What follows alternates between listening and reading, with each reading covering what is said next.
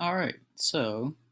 My name is Marcus Powers, and this will be my presentation on the successful tips for beginning educators, based on my experiences this semester.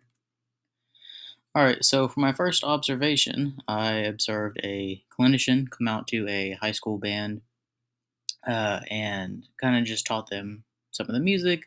Um, Now, a clinician is somebody other than your day to day teachers. They kind of help provide a fresh perspective on the music.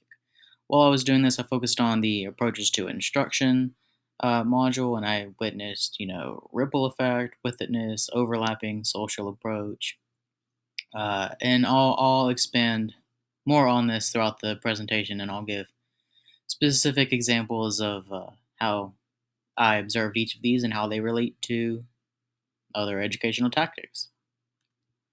For my second observation, I observed an extracurricular jazz band rehearsal, also at the high school level.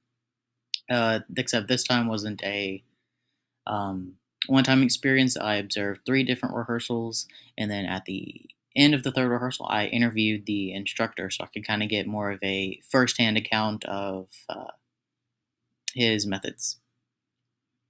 Let's see. Oh yeah, and the module that I focused on for this was motivation. Some things I observed were attainable goal setting, self efficacy, intrinsic motivation, and positive behavior reinforcement. And again, I'll go into how all of this plays into more educational tips as we go. Speaking of, tip number one, learn the psychology and use it to your advantage. So, educational psychology is a very broad topic, and there's so many things to be learned within it. But by learning it and by learning your specific students, it will help you have a more effective curriculum, more effective lesson plans. It'll be a more fun and engaging classroom for both you and your students. Knowing different tactics that you can use that are at your disposal helps when you're in the process of planning things. For example, the jazz rehearsal that I watched. This is an experienced educator, and he realizes that this is an extracurricular activity. So, a big um, tactic that he played into was the idea of intrinsic motivation. He knew that a lot of these kids were there simply because they wanted to be. So that was already set up for him, and what he did was use positive behavior reinforcement to make sure that they were having a good time and they were enjoying what was going on. So anytime they would play something correctly, he would tell them that was a good job. Anytime he gave them constructive criticism, he made sure to compliment them on something that they were doing well as well, all kinds of stuff like that. Now, going back, attainable goal setting. If you know that goal setting can be tricky for a lot of students, then you know that walking them through how to set them attainably can be helpful. So yeah, essentially, you learn what options you have and then use them. Is a big tip that sounds really simple, but gets overlooked quite a lot. Now, it's kind of tip number two, step number two, if you will. Use what you learn to inform yourself first. So it's kind of the idea of experimenting on yourself before experimenting on other people, right? So now that you know all these different strategies, you want to learn how to use them. In what settings is it appropriate? In what ways might they be confusing? Or, maybe something that is quite maybe simple for you to understand wouldn't be simple for your students to understand. So that's going to be a little hiccup with this tip because you aren't your students aren't you. But I think that, for example, okay, like on the slide, it says if you want to get better at time management, make it your goal and see what it takes to achieve it. Yeah, so what it takes, we go back to Maslow's hierarchy of needs, right? So if time management is difficult for you, well, then you know that by learning all this educational psychology, you probably need to start with your hierarchy of needs, right? So you want to start with your physiological needs. You want to plan those into your day if need be, and then your safety, your belongingness, your esteem, right? You go up the ladder, and then you go through that process yourself, and so you know how to inform your students. Okay, well, this is something that helped me, or maybe you co-teach with somebody in the same room and you both go through different processes of learning yourself, and that is huge when it comes to being an effective educator because you have essentially already taught yourself. And I saw this when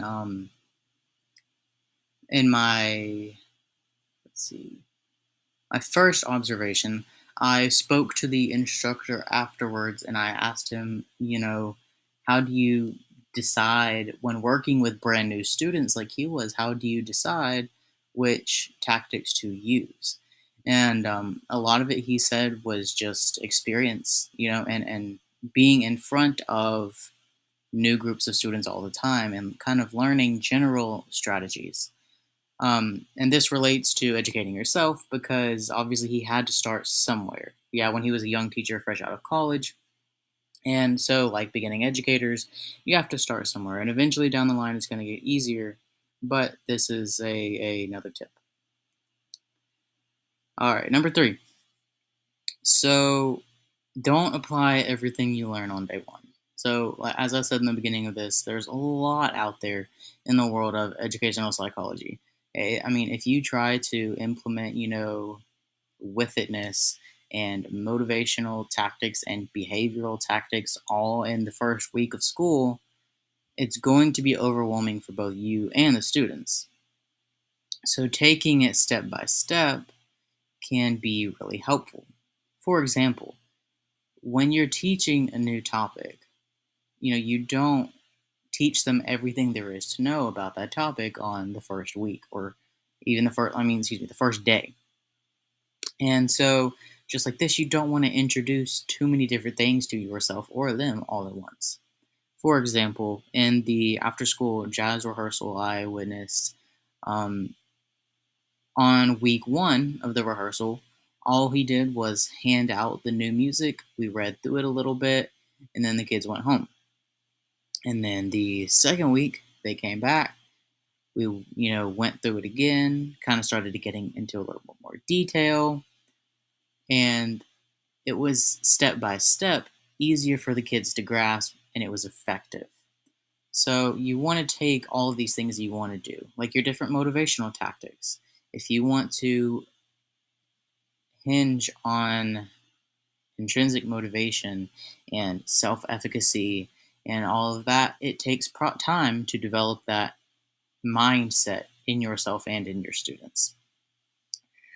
For example, self efficacy is your motivation to do something based on your belief that you can do it and succeed at it, right? So if you come up to a task, like if those kids walked into that jazz rehearsal that day and looked at the music and said, "Oh, I'll never be able to play this," well, then they wouldn't ever come back.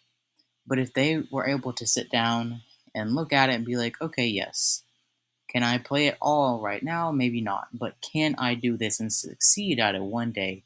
Absolutely."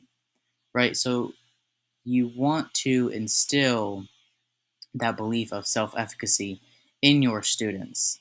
But first, you have to believe that you are capable of doing that and being effective. So it's all just a step by step process. Don't jump in the deep end, all at once and overwhelm yourself. All right, last tip. Remember that any improvement is progress. So, like I said, being a beginning educator is incredibly intimidating for many different reasons. Um, and burnout is a very real thing. So, as long as you know that any improvement is progress, it's another step in the right direction, then your students are getting better, and you are getting better, and you're succeeding. So, you have to take all of this psychology that you're learning and you have to form it to fit yourself and your students and the school that you're in, right? So maybe what you read in the book or these peer reviewed articles and stuff sets the standard really high for success and it makes it seem unattainable.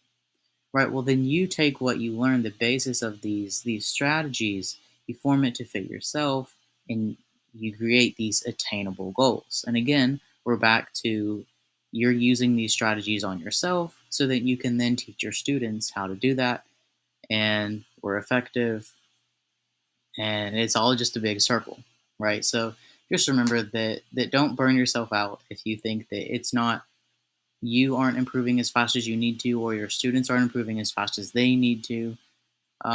It's all a process. Like in my first observation, he had one afternoon, about 5 hours, to teach all he could to these students.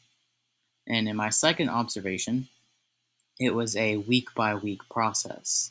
So you're going to have different situations, but determining what's right for you and your students in the time frame is going to be the best choice. So, in summary, you have psychological tactics that are there for your and your students' benefits for an effective education. So you have all of these things, and they are there to help. If you try something and it doesn't work for you, then scrap it and try it with the next class, right? Uh, in summary number two, like I just said, what may work for one class might not work for another. So maybe you teach at a school where you teach multiple classes a day, and let's say for your first class, you're a really with it teacher. In other words, you can notice something that is happening in the back of the classroom, even if you aren't directly focused on it. Like in my first observation, that happened a lot. When you have a group of 60 kids in one room, not all of them are going to be perfectly behaved. And so, with itness is a skill you have to develop. Anyways, that's a sidetrack. um, if you have one class that is super talkative and then your next class isn't super talkative, well then your motivational tactics are going to have to be different per one class to the other, right? Your social approach, maybe in the third class you need to encourage group work, whereas in the second class, individual work may be a better choice, right? So you just have to learn your students. And third, one step at a time is more effective than 50 steps at a time. And it goes back to our last tip. You don't have to do everything all at once, just like you don't expect your students to learn everything all at once. So, key takeaway: step by step implementation can be used in any strategy that you choose. So, if you want to talk about, if you want your classroom to be really diverse, you work in a very diverse school, and maybe you don't have the most diverse background. Well, your first step is going to be trying to expand and eliminate your own biases, right? So just learning from the world, talking to people, reading articles, watching videos, and expanding your own mindset. And then it's going to go to, okay, how can I fit diversity into my curriculum? Maybe if you're a literary teacher, you make sure that you have works by people of color or works by women, or if you're a music educator like I am, you're going to make sure that you play music from outside of the Western world, outside of that European um, historical niche, right? Um, so that is how I'm going to, or one way of how I'm going to implement what I've learned this semester into my own classroom, is keeping in mind that step by step is the key. I don't have to do it all at once, but doing little by little, any progress is progress. And any progress is good because it makes you more effective as an educator and it makes your students um, have an effective education. So, my recommendation is to try it out, see what happens, and what's the worst that could happen. All right.